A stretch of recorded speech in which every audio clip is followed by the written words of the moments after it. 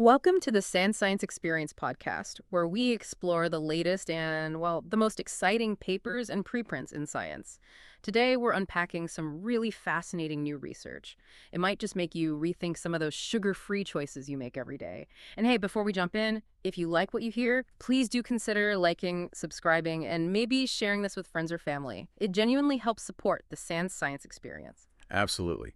So our mission today is to really dig into a specific research article. It's from Neurology 2025, and it's titled Association Between Consumption of Low and No-Calorie Artificial Sweeteners and Cognitive Decline. It's quite a significant piece of work, an 8-year prospective study.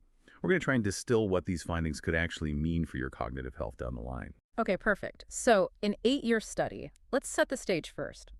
What exactly were these researchers looking at? What kind of sweeteners are we talking about here?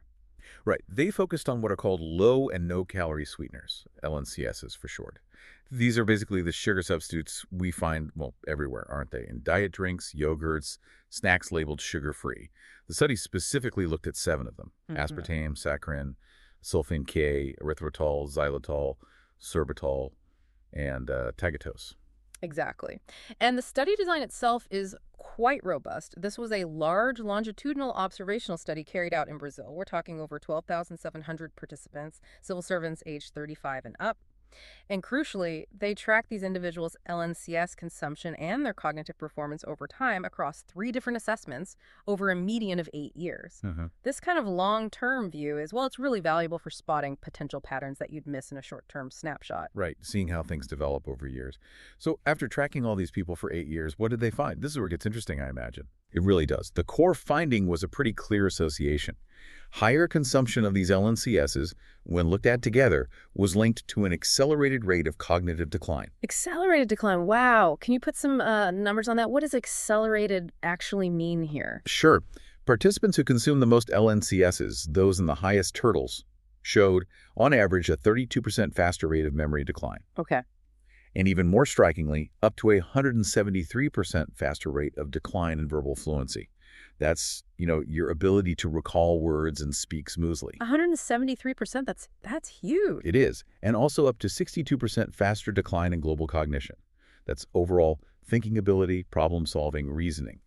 What this translates to, and this is quite sobering, is potentially in excess of 1.3 to 1.6 years of cognitive aging packed into just those 8 years of the study. Wow. So you're potentially aging your brain faster, cognitively speaking. That's what the association suggests. And it wasn't just high consumption. Even daily consumption showed a correlation with faster decline compared to non-consumers. Okay, so that's the overall picture, but you mentioned 7 specific sweeteners.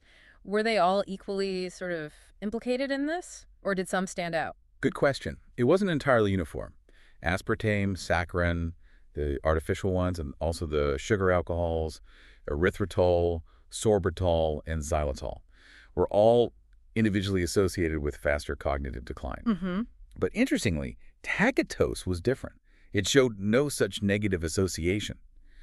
And even more fascinating, in participants who were younger than 60, tagatose consumption was actually linked to a slower rate of memory and global cognition decline. Really? Slower decline with tagatose. That's quite the outlier. It is. It certainly raises questions about whether different sweeteners might have very different biological effects. And you mentioned age. Who seemed most susceptible to the negative effects of the other LNCSs? The link between higher LNCS consumption and faster cognitive decline was particularly strong in participants who were younger than 60. Younger than 60. That's surprising.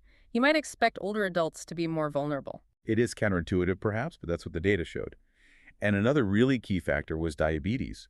For individuals with diabetes, the negative cognitive impact associated with LNCS consumption appeared to be even larger.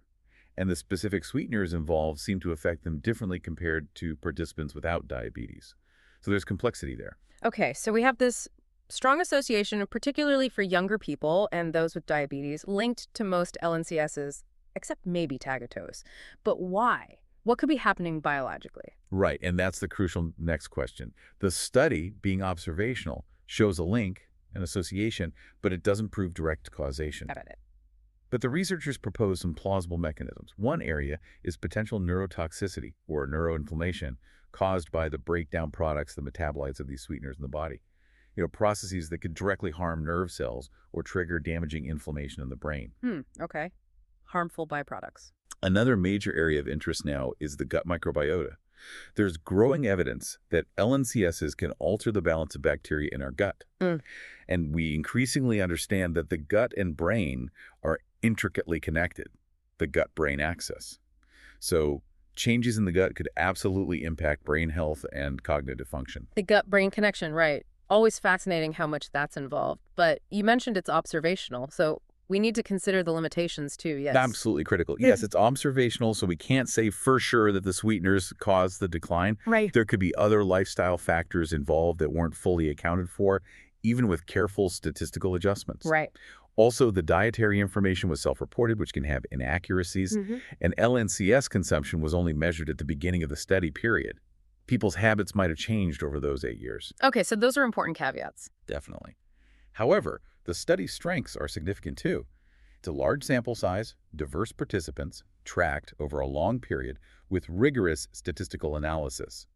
So while it doesn't prove cause and effect, the findings are robust enough to warrant serious consideration. It's a strong signal. Okay, so pulling this all together, what's the main takeaway for someone listening? Does this mean we should ditch all diet sodas and sugar-free products immediately? Well, it certainly suggests we should be more cautious about viewing LNCSs as completely harmless, especially the artificial ones and sugar alcohols. The idea that they might have this kind of potential long-term downside for cognitive health is, well, it's concerning. Yeah. It really prompts a reevaluation. Maybe that sugar-free label isn't automatically a sign of a healthier choice, particularly if consumed frequently over many years. Thinking about alternatives might be wise. Tagatose showed potentially different effects in this study, or maybe reducing reliance on intense sweeteners altogether and considering things like, say, fruit purees, a little honey, or maple syrup were appropriate, though those have calories, of course.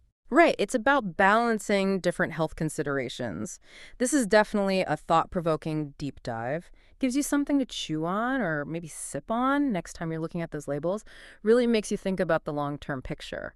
Thanks for breaking that down for us. And for everyone listening, remember to like this video and subscribe if you found this useful. Indeed.